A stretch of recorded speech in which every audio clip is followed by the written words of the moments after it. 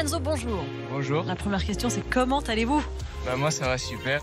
Cette première saison en championnat du monde, est-ce que vous attendiez à un tel niveau? La saison dernière a été assez compliquée, il faut pas se le cacher.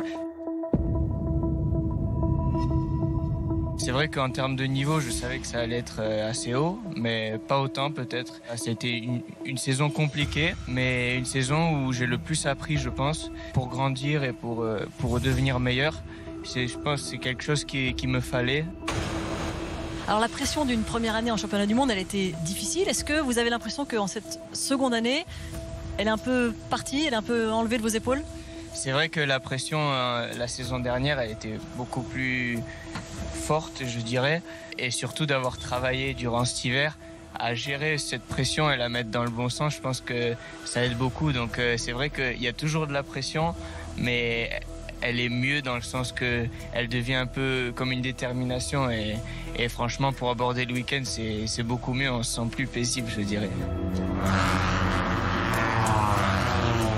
Le côté mental, on l'a vraiment pas pris à la légère, mais c'est quelque chose que je pensais pas avoir besoin autant. Alors il y a une pression qui est assez dure aussi à supporter, c'est qu'il y a seulement 3 pilotes français dans les 3 catégories de championnat du monde. Est-ce que vous avez l'impression parfois de souffrir de la comparaison avec les autres Français?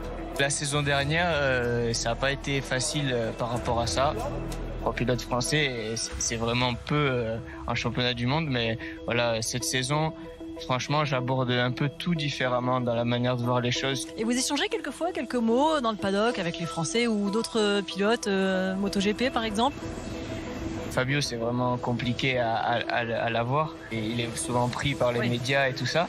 Cet hiver, je suis allé à Portimao m'entraîner et j'ai croisé Miguel Oliveira et j'avais quelques questions à lui poser par rapport au circuit qu'il connaît très bien. Et c'est vrai que d'échanger quelques mots avec lui, c'est vrai que c'est bien parce que ça amène une sorte d'expérience.